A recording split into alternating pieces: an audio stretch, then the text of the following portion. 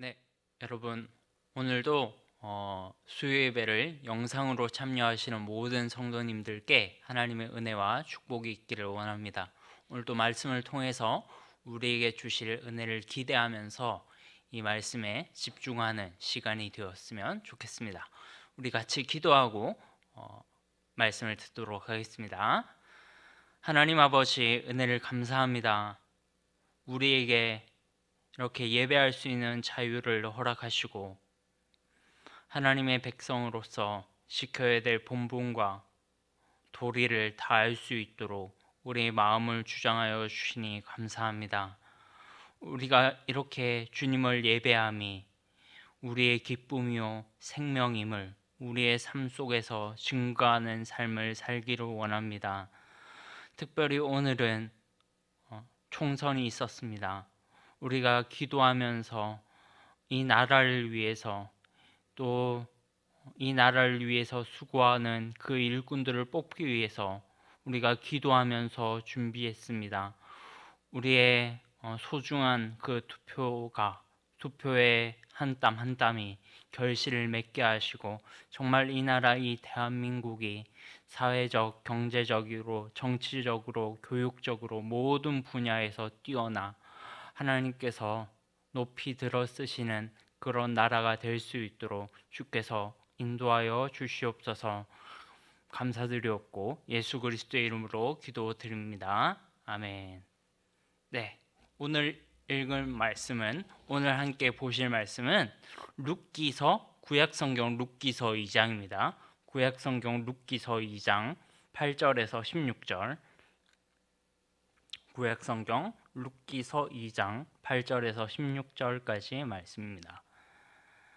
제가 봉독하도록 하겠습니다. 보아스가 룻에게 이르되 내 딸아 들으라. 이삭을 주우러 다른 밭으로 가지 말며 여기서 떠나지 말고 나의 소녀들과 함께 있으라. 그들이 베는 밭을 보고 그들을 따르라. 내가 그 소년들에게 명령하여 너를 건드리지 말라 하였느니라. 목이 마르거든 그릇에 가서 소년들이 길어온 것을 마실지니라 하는지라. 룻이 엎드려 얼굴을 땅에 대고 절하며 그에게 이르되 나는 이방 여인이거늘 당신이 어찌하여 내게 은혜를 베푸시며 나를 돌보시나이까 하니 보아스가 그에게 대답하여 이르되 내 남편이 죽은 후로 내가 시어머니에게 행한 모든 것과 내 부모와 고국을 떠나 전에 알지 못하던 백성에게로 온 일이 내게 분명히 알려졌느니라. 여호와께서 내게 행한 일에 보답하시기를 원하며 이스라엘의 하나님 여호와께서 그의 날개 아래 보호를 받으러 온 내게 온전한 상 주시기를 원하노라 하는지라. 룻이 이르되 내 주여 내가 당신께 은혜를 입기를 원하나이다. 나는 당신의 하녀 중에 하나와도 같지 못하오나 당신이 이 하녀를 위로하시고 마음을 기쁘게 하시는 말씀을 하셨나이다 하니라.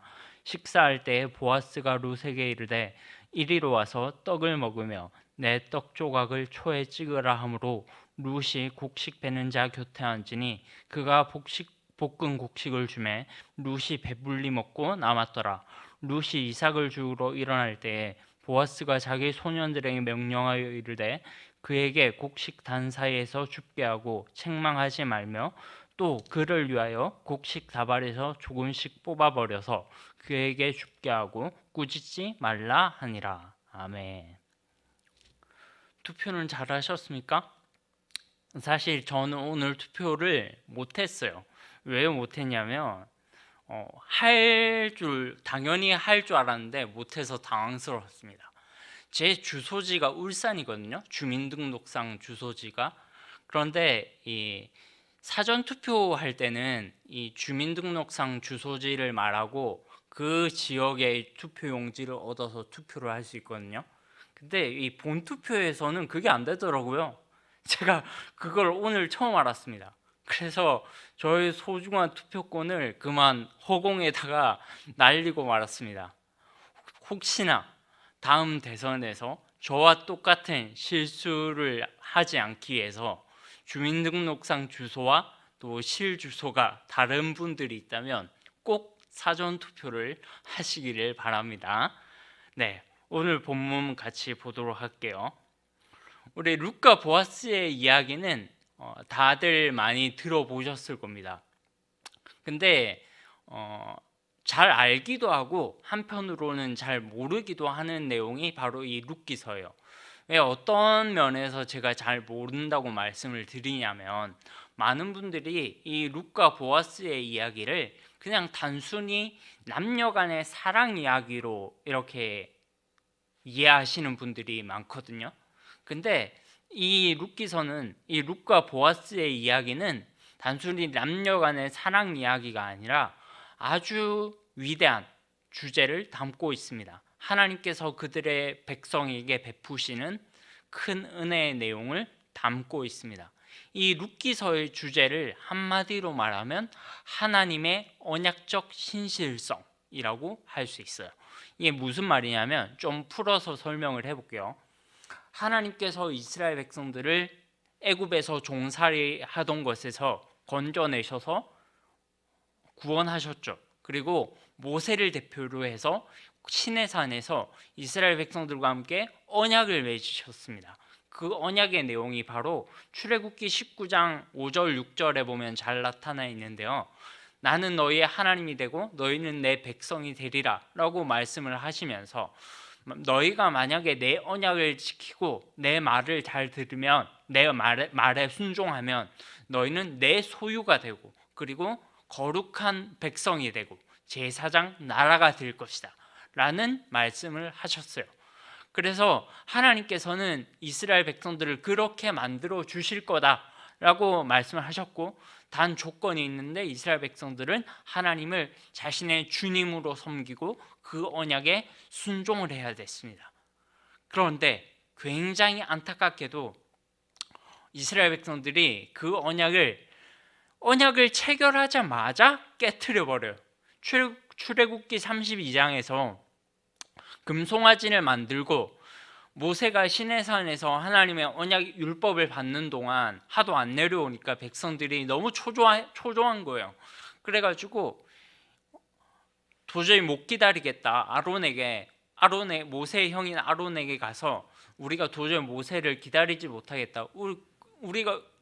우리처럼 지금 이 시대처럼 뭐 스마트폰이 있는 것도 아니고 전화기가 있는 것도 아니고 인터넷이 있는 것도 아니고 모세가 뭐 죽었는지 살았는지 모르잖아요.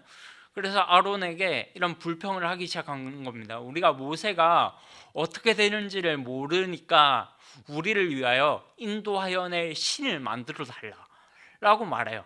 근데 바보 같게도 아론은 그들의 말에 또 해줘요. 그들의 말대로 너희들의 귀고리와 목걸이와 금고리를 다 빼서 내게로 가져오라 하면서 금송아지를 만들어 줍니다. 그리고 금송아지 그 거대한 형상 앞에서 밤새도록 춤추며 뛰놀며 노래 부르고, 이 형상이, 이 송아지가, 이 금신상이 우리를 애굽에서 인도하여 낼 하나님이다, 이런 말도 안 되는 소리를 하면서 그 앞에서 춤추며 경배하고 예배하기 시작합니다. 그 모습을 하나님께서 지켜보고 계셨어요. 얼마나 분노하셨겠습니까? 광야에서 이스라엘 백성들을 다 죽여버리시려고 결심을 하셨어요. 근데 모세가 이스라엘 백성들을 위해서 이렇게 기도하죠.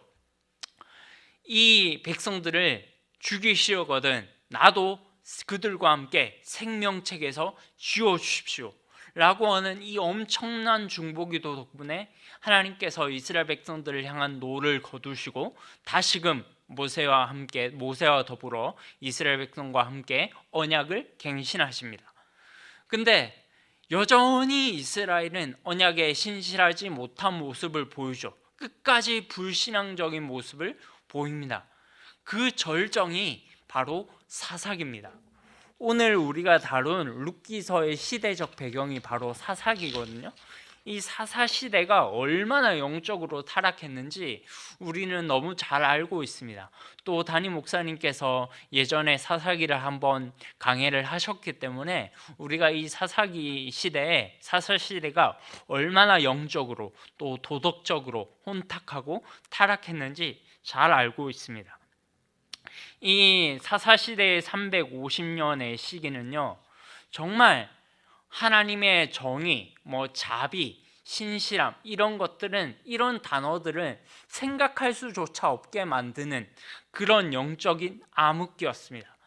그런데 그럼에도 불구하고 하나님께서는 이런 영적인 암흑기에도 당신의 자비와 당신의 신실함과 당신의 긍휼을 거두지 않으시겠다는 의지를 표현하셨습니다. 그게 바로 룻기예요. 그 의지를 바로 룻과 보아스라는 두 남녀를 통해서 표현하셨습니다. 이렇게 썩어 빠지고, 이렇게 정의가 상실되고, 이렇게 공의가 상실되고, 이렇게 자비라고는 찾아볼 수 없고, 모든 것을 자기가 하나님이 되어서 모든 것을 자기 소견에 옳은 대로 행하는 이 영적으로 무자비한 시대에 하나님께서는 룻과 보아스라는 하나님의 신실한 백성들을 남겨두셔서 여전히 하나님을 따르는 자들에게 헤세드를 베푸시는 그 놀라운 사랑을 보여주는 것이 바로 룻기입니다. 그래서 룻기는 단순히 남녀 간의 사랑 이야기를 초월하는 거예요. 하나님의 놀라운 사랑, 인간의 사랑과는 비교도 할 수 없는 하늘로부터 부어지는 위로와 하늘로부터 부어지는 놀라운 자비의 충만함, 이것이 결합되어 있는 것이 바로 룻기서입니다. 이 주제를 염두에 두고 우리가 룻기서를 읽으신다면 평소에도 아름답고 너무 좋은 내용인데 더 아름답고 훨씬 더 영적으로 은혜가 충만한 그런 성경이라는 것을 우리가 알 수 있게 될 줄로 믿습니다. 특히 룻기에서 중요한 단어가 있습니다. 오늘 이제 본문의 설교 제목인 헤세드와도 관련이 깊은데요. 3장 10절에 이내라는 말이 있어요. 보아스가 룻에게 이르기를 내가 너에게 인애를 베풀기를 원한다. 하나님께서 너에게 인애를 베풀기를 원한다. 이런 말을 하거든요. 그때 인애라고 쓰인 단어가 바로 히브리어 단어로 헤세드라고 하는 단어입니다. 인애, 자비 혹은 긍휼이라고도 번역이 될 수 있어요. 직접적으로 쓰이는 곳은 3장 10절 한 번뿐이지만 실제로는 오늘 본문에서 보아스가 룻에게 이삭을 줍도록 허락하는 내용이나 또 이삭을 주울 때 소년들이 룻을 괴롭히지 못하도록 보호하는 내용이나 이 모든 행동들이 사실 그 행동 자체에 헤세드가 묻어나고 있다고 말할 수 있습니다. 룻에게 헤세드를 베푸는 보아스의 행동을 통해서 이렇게 당신이 택한 백성들에게 끊임없이 헤세드를 베푸시는 하나님 아버지의 놀라운 사랑의 모습을 발견할 수 있도록 하셨죠. 자, 이제 오늘 본문에 들어가기 전에 룻과 보아스가 어떻게 서로 만나게 되는지를 조금 살펴보도록 하겠습니다. 룻은요, 원래 이스라엘 사람이 아니에요. 이스라엘 사람이 아니라 모압이라는 이방 땅에 속했던 여인이거든요. 이스라엘은 350년이라는 아주 오랜 기간의 사사시대를 거치면서 영적 타락은 두말할 것도 없고 사회적, 경제적으로 굉장히 많이 타락했습니다. 굉장히 많이 궁핍했던 시기였어요. 그도 그럴 것이 하루가 멀다 하고 부족 간의 전쟁이 일어났기 때문에 사회 경제적으로 피폐해지지 않을 수가 없죠. 그런 시대가 사사시대였기 때문에 많은 사람들이 어떤 경제적인 자유를 찾아서 이민을 택했습니다. 그래서 마침 유다 베들레헴에 살던 유다 지파 중에 엘리멜렉이라고 하는 사람이 살았는데 그 사람의 아내가 나오미였어요. 그리고 그 두 아들이 말론과 기론이라는 아들이 있었습니다. 이 엘리멜렉의 가족도 경제적인 자유를 위해서 모압 땅으로 이주했습니다.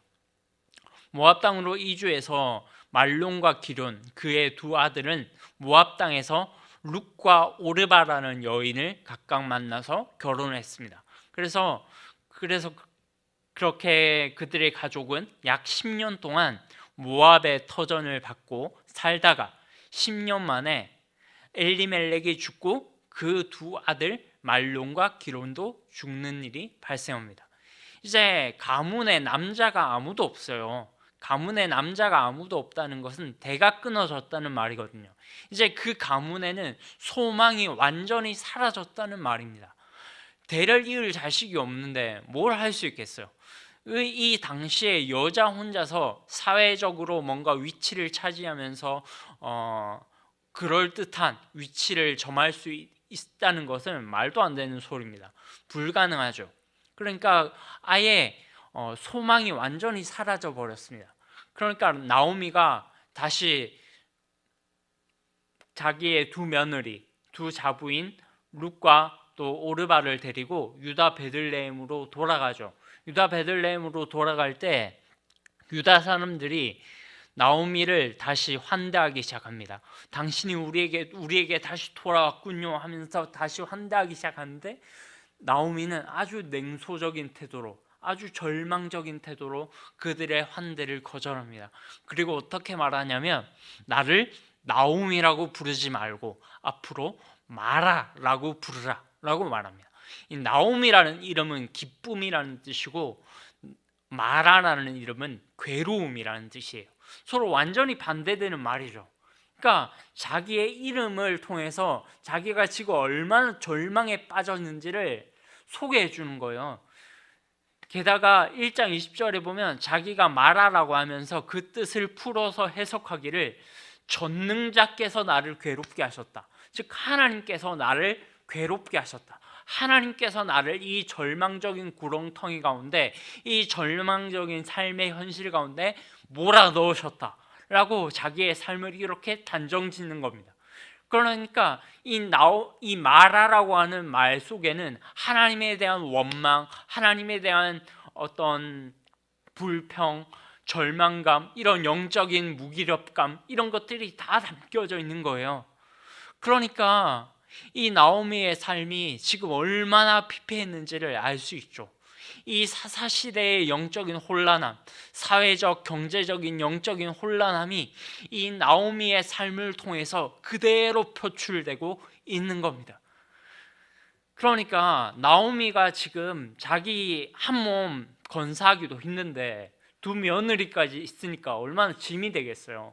그러니까 룻과 오르바를 불러가지고 나를 떠나라라고 말합니다. 나를 떠나서 너희들의 고향 모압으로 돌아가서 행복하게 남자 만나서 잘 살아라 이렇게 말합니다.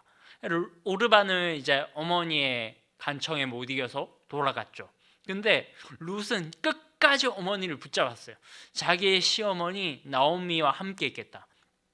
자기의 시어머니 나오미를 끝까지 붙잡으면서 나는 절대로 모압으로 돌아가지 않고 하나님과 함께 있겠다라고 나오미와 함께 있겠다라고 어머니에게 말합니다. 어머니와 함께 있겠습니다라고 말하죠. 그때 룻이 나오미에게 고백한 말이 아주 압권입니다. 룻기 우리 1장 16절 17절 같이 볼까요? 룻기 1장 16절 17절 같이 읽겠습니다.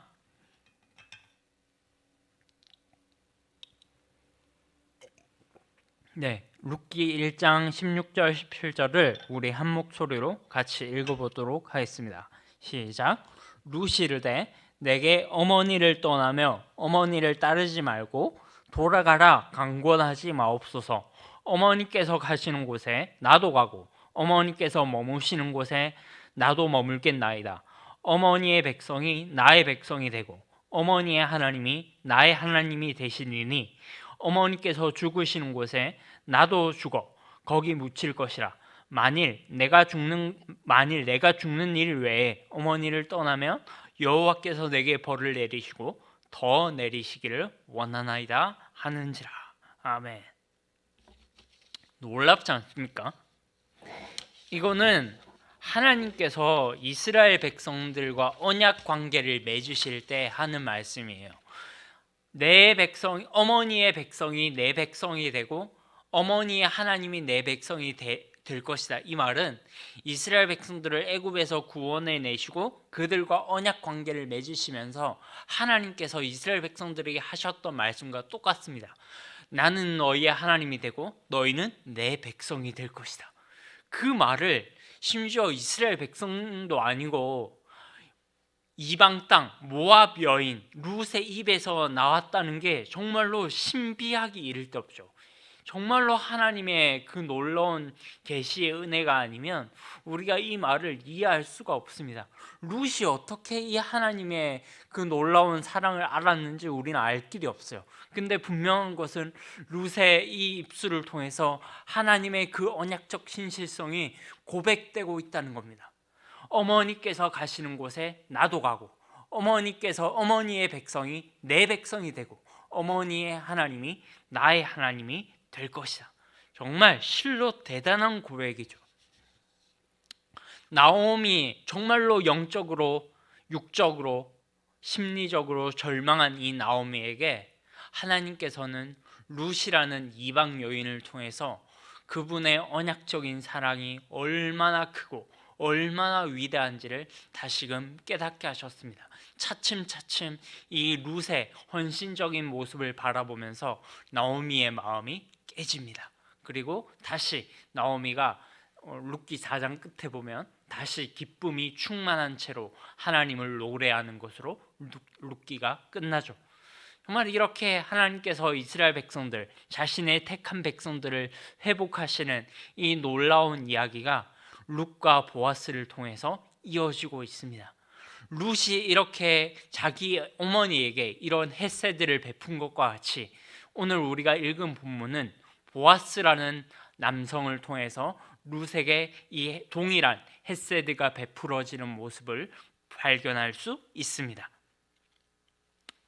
예, 우여곡절 끝에 나오미와 며느리 룻이 같이 살기는 했지만 먹고 살려면 일을 해야 되잖아요. 먹고 살려면 일을 해야 되는데 누가 일을 하겠어요? 남자도 없고 나오미는 다 늙었고 힘도 없고, 그러니까 노동을 할 수 있는 여력이 되는 사람은 룻밖에 없는데 룻을 써줄 만한 사람도 아무도 없어요. 그 당시에 과부가 할 수 있는 일은 기껏해야 남의 밭에 들어가서 그 곡식을 벨 때 그 밭에 바닥에 떨어진 이삭을 주워서 그걸 팔아서 연명하는 그 일밖에는 할 수가 없었습니다. 그것도 이방 여인이었기 때문에 쉽사리 밭에 들어와서 자기에게 일자리를 줄지도 의문이었어요. 해코지를 안 하면 다행이지. 이방 여인은 그처럼 심리적이고 육적이고 영적으로도 모든 면에서 위협이 도사리고 있었기 때문에 일을 한다는 것 자체가, 이 사회의 일원으로서 받아들여진다는 것 자체가 굉장히 목숨을 걸 만큼의 위협이 되는 상황이었습니다. 그런데 어쨌든 가정을 책임져야 되니까 룻이 그 책임감 때문에 밭으로 나갑니다. 성경 기자는, 오늘 사사기 기자는 오늘 2장 4절에 보면 룻이 우연히 보아스가 속한 밭에 이르렀다라고 말하죠. 우연히, 우리는 우연이라고 읽고 하나님의 섭리라고 해석하죠. 하나님께서 놀라운 섭리로 룻을 보아스의 밭으로 인도하셨어요. 그리고 그 보아스가 어떤 자인지가 2장 4절에서 소개되고 있는데 유력한 자다라고 소개되고 있습니다. 유력한 자라는 말은 한마디로 부자라는 뜻이에요. 보아스라는 말 자체가 힘, 권능, 권세가 있다 이런 말이거든요. 이 보아스가 그 지방에서, 그 지역에서 굉장히 힘이 있는, 굉장히 재물도 많고 권위도 있고 힘도 센 그런 사람이었던 것 같습니다. 하여튼 그런 대지주였던 보아스의 밭에 들어가게 됐습니다. 보아스가 룻을 이제 보니까 한 번도 보지 못했던 여인이거든요. 그러니까 자기 사환들을 불러서 저 여인이 누군지를 알아보게 합니다. 그리고 사환이 여차저차해서 엘리멜렉의 아내 나오미의 며느리인 룻입니다라고 대답을 하니까 보아스가 대뜸 이렇게 말하죠. 두 가지를 사환들에게 당부합니다. 저 룻이라는 여인을 괴롭히지 마라. 괴롭히지 말고 또 하나는 뭐냐면 너희가 곡식을 벨 때 그 곡식에서 떨어지는 이삭을 조금씩 바닥에 흘려서 그로 하여금 죽게 하라, 이런 당부를 합니다. 이 지시를 합니다. 사실 구약 시대의 율법에 보면, 모세의 율법에 보면, 신명기 24장 19절 같은 데 보면 객과 고아와 과부들을 위해서 곡식을 벨 때 그 이삭을 바닥에 떨어뜨려서 그 객과 고아와 과부들이 그것을 주어서 연명할 수 있도록 사회 보장 제도를 마련해 주었어요. 객과 고아와 과부들은 사회의 가장 취약계층이거든요. 하나님께서 그들을 돌보시고 하나님께서 고아의 아버지가 되시며 하나님께서 그 사회의 가장 연약한 자들을 버리지 않으신다는 것을 그 율법에 명시하고 있습니다. 근데 실제로 이 사사시대에 제가 생각할 때 이런 사회보장 제도가 이루어졌을 것이라고는 생각되지가 않아요. 왜냐하면 이 사사시대는 아까도 말씀드렸던 것처럼 영적으로 뿐만 아니라 사회 경제적으로 굉장히 타락했던 시대였습니다. 사사기 후반부에 어떤 내용이 나오냐면, 여러분 이미 다 담임 목사님을 통해서 설교를 들으셨을 텐데, 사사기 후반부에 보면 어떤 내용이 나오냐면 한 레위인이 먹을 것이 없어서 이스라엘 전역을 유랑하다가 미가라는 한 개인의 제사장이 되는 일이 발생을 합니다. 하나님의 성전에서 수종들어야 될 제사장을 한 개인이 마음대로 제사장으로 고용하는 것도 굉장히 타락한 일이고, 레위인을 그렇게 굶어 죽도록, 레위인이 먹을 것이 없어서 그렇게 전역을 방황하도록 그렇게 냅둔 것도 굉장히 큰 잘못이에요. 율법에 의하면 레위인은 기업을 갖지 못하도록 되어 있습니다. 여호수아를 통해서 이스라엘 백성이 가나안 땅을 정복해서 12지파에게 그 땅을 적절하게 분배해서 그 지파에게 각각 나누어 주는데, 레위 지파에게는 이 땅을 분배하지 못하도록 했어요. 왜 그랬냐면 레위인은 하나님이 그들의 기업이 되실 것이다 라는 하나님의 약속 때문이었습니다.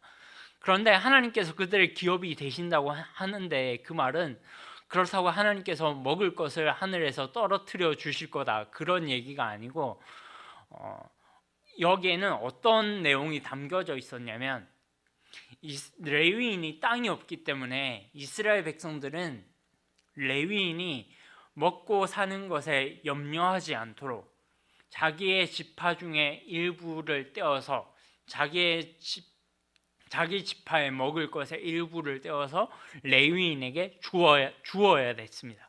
이게 율법이었어요. 이게 율법에 정한 법이었어요. 그래서 하나님의 일을 하는 사람들이, 하나님의 일을 맡은 제사장들이 굶어 죽지 않도록 경제적으로 염려하지 않고 사회적으로 학대받거나 또 외로움 타지 않고 오직 하나님의 일에만 전념할 수 있도록, 오직 주의 일에만 전념할 수 있도록 그렇게 사회보장제도를 마련해 놓으신 것이 율법에 명시되어 있습니다.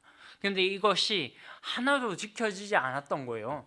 레위인이 그렇게 먹을 것이 없어서 이스라엘 전역을 떠돌아다니면서 그렇게 먹을 것을 구하러 다녔다는 얘기는 이런 사회보장 제도가 하나도 지켜지지 않았다는 것을 뜻합니다. 하물며 오죽하면 과부에게 그런 일을 했겠습니까? 저는 그렇게 보지 않습니다.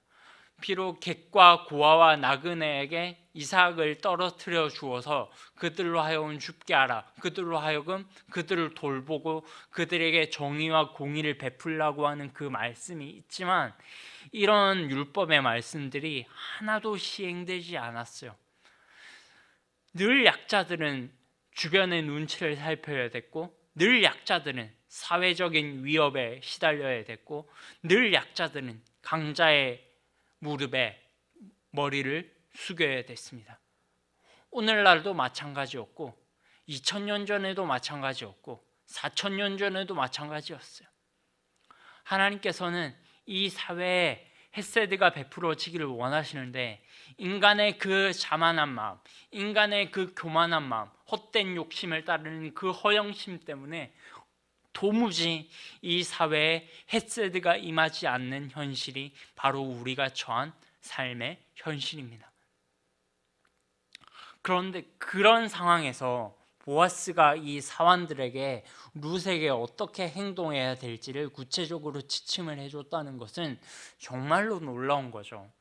룻은 나중에 뒤에 가면 룻이 보아스가 나오미 가문의 친족이었다는 것이 밝혀지고 기업 부르자였다는 것이 밝혀지지만 이 당시는 룻과 보아스는 서로 안면도 없던 사이예요. 누가 누군지도 몰라요. 근데 이 보아스라는 사람은 거저 그냥 아무런 대가 없이 이 이방 여인에게 헤세드를 베풀어 줍니다. 편안히 쉬고 편안히 일하고 혹시라도 목마르거든 혹시라도 배고프거든 나의 사원들과 함께 식사하라 라고 하면서 아주 큰 호의를 베풀어 주죠. 여러분, 우리는 여기서 아주 중요하게 우리의 삶 속에 적용해야 될 것이 있습니다. 그게 뭐냐면 우리는 보통 헤세드라고 하면 하나님께서 우리에게 베푸시는 헤세드만을 생각해요. 물론 당연히 하나님께서 우리에게 베푸시는 헤세드가 궁극적인 헤세드죠. 근데 여기서 오늘 본문에서 부각되고 있는 것은 하나님께서 우리에게 베푸시는 헤세드라기보다는 하나님의 택한 백성들이, 하나님과 언약 관계를 맺고 있는 백성들이 서로 간의 헤세드를 베풀어야 될 것을 강조하고 있습니다. 이해하셨나요? 하나님께서 하나님과 언약 관계를 맺고 있는 그분의 백성들은 하나님께로부터 오는 수직적인 어떤 헤세드만을 기대하고 살아서는 안 됩니다.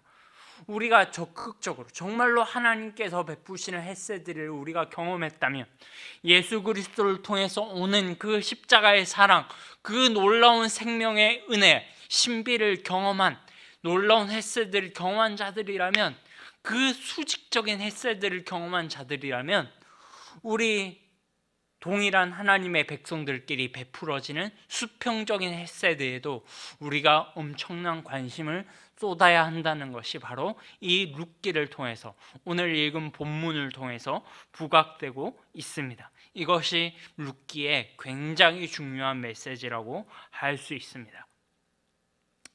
이 세상 사람들은 진정한 헤세드를 원합니다.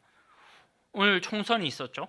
오늘 국회의원을 뽑는 선거가 있었는데 그들을 통해서 베풀어지는 헤세드를 우리가 기대하는 마음으로 국회의원들을 뽑았을 거예요. 너무 현실 정치에 실망을 해가지고 이제는 그런 기대도 안 한다 라는 분들도 분명히 계시겠지만, 혹시나 하는 그런 내심 기대하는 심리가 있다는 것을 우리가 부정할 수는 없죠. 혹시나 내심 그래도 이 사람이라면, 그래도 이 정책을 추진한다면 이 사회가 좀 더 나아지지 않을까 하는 그런 마음에 우리가 다 후보를 마음에 정하고 뽑았을 겁니다. 우리의 그 모든 소원이 이루어지면 얼마나 좋겠습니까? 그런데 그런 헤세드가 우리의 삶의 현실에 부어지지 않는다는 것, 부어지기가 대단히 어렵다는 것을 우리는 인정하지 않을 수 없습니다. 어쨌든 조금이나마 이 대한민국의 경제, 사회, 교육, 정치의 모든 부분들이 조금이나마 더 나아질 수 있었으면 좋겠습니다. 그래서 우리가 여기에서 오늘 본문을 통해서 아주 분명하게 적용해야 될 것은 하나님의 언약 백성의 공동체인 교회를 생각하시면 돼요. 이 사회에서 우리가 헤세드를 베푸는 것도 굉장히 중요하고 굉장히 국민들을 생각하고 굉장히 하나님의 그 사랑과 헤세드를 경험한 사람이 정치에 입문해서 이 탁월한 정치적인 역할을 감당하는 것이 굉장히 우리에게는 중요하고 소중합니다. 그런데 그 무엇보다도 우리에게 더 궁극적으로 이 헤세드가 베풀어져야 될 곳은 바로 교회입니다. 교회. 하나님께서는 이 교회를 영적인 이스라엘로 택하셨고 이 교회와 언약을 맺으셨어요. 하나님께서는 이 교회라는 언약 공동체를 통해서 당신의 자비와 당신의 사랑이 영원히 이루어지기를 원하십니다.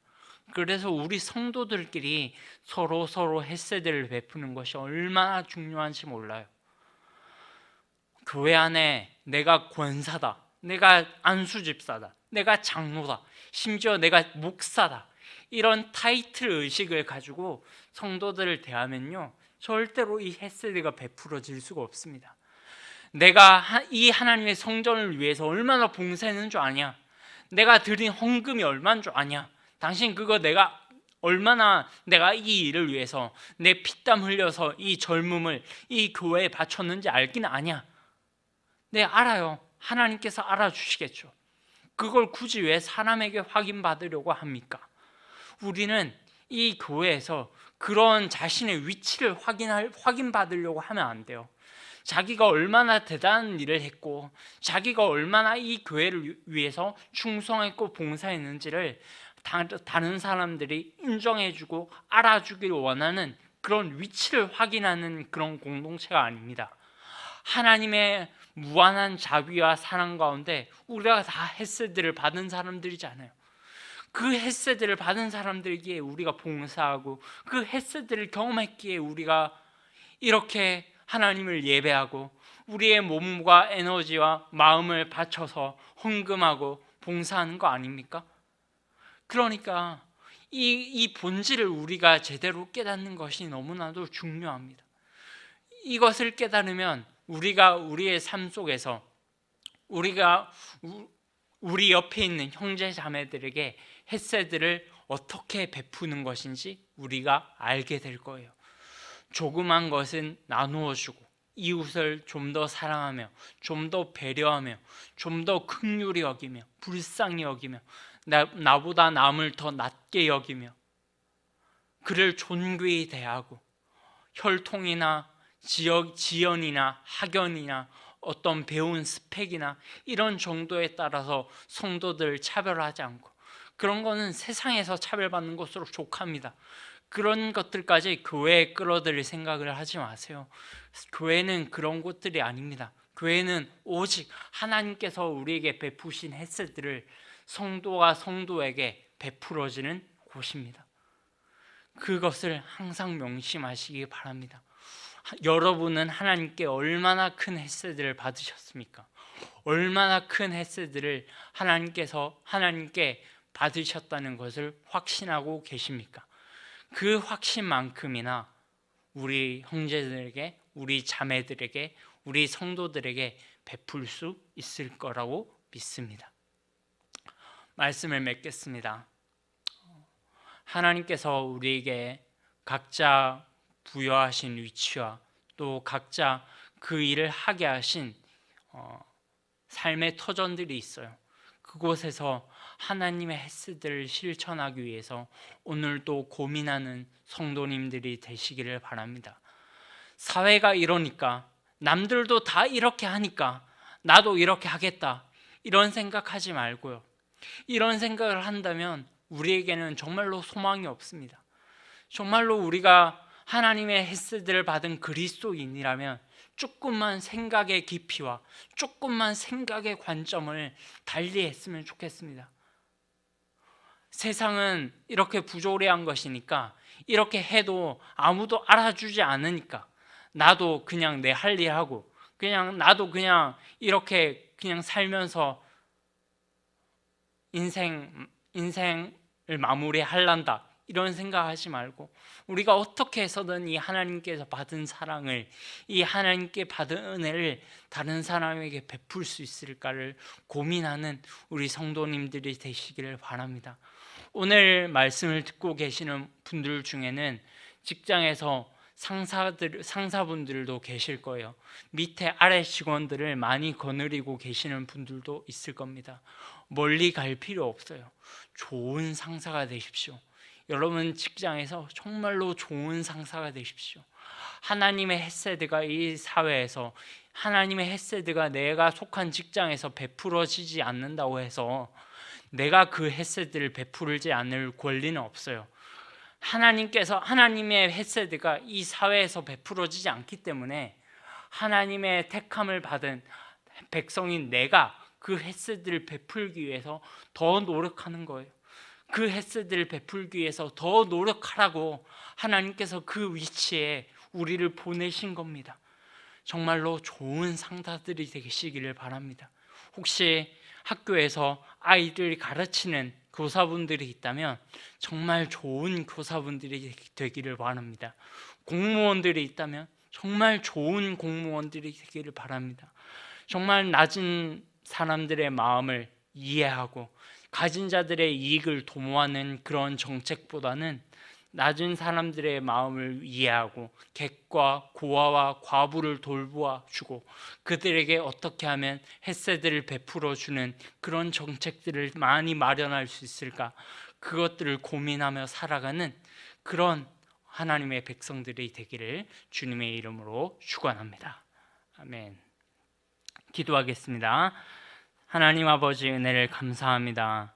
주님께서 우리를 당신의 백성으로 택하시고 이렇게 반역하고 이렇게 불순종하는 백성들을 끝끝내 포기하지 않으시고 결국에는 하나님 나라로 인도하여 들이실 것을 믿습니다. 이 언약에 신실하신 하나님, 지금까지 우리가 하나님의 언약에 반대되는 일을 해왔고 지금까지 우리가 하나님의 신실하신 성품에 반역하는 일들을 해왔다면 그것으로 족하지 않습니까? 이제는 하나님의 햇새들을 받은 자로서 우리도 우리의 사회 속에서, 우리의 교회 속에서, 내가 속한 공동체 속에서 주께 받은 햇새들을 다른 사람들에게, 우리 교회에게, 우리 공동체에게 전하며 베풀며 살아갈 수 있는 하나님의 거룩한 백성들이 될 수 있도록 은혜 베풀어 주시옵소서. 참으로 그렇게 할 때 너희는 내 소유가 되며 거룩한 백성이 되며 제사장 나라가 될 것이라고 하는 하나님의 말씀을 우리의 삶 속에서 깊이 체험하고 경험하는 그런 복된 삶 살아갈 수 있도록 은혜 베풀어 주시옵소서. 감사드리옵고 이 모든 말씀 예수 그리스도의 이름으로 기도드립니다. 아멘. 지금은 우리 주 예수 그리스도의 은혜와 하나님의 사랑과 성령의 감화, 감동, 교통하심의 은혜가 하나님의 사랑하심을 받고 하나님의 햇새들을 받고 이제 그 햇새들을 다른 사람에게 베풀기를 원하는 모든 주의 종들의 머리 위에, 또 그들의 가정 위에, 그들의 직장 위에, 그들의 모든 삶의 터전 위에 이제로부터 영원 무궁토록 함께 하시기를 간절히 축원하옵나이다. 아멘.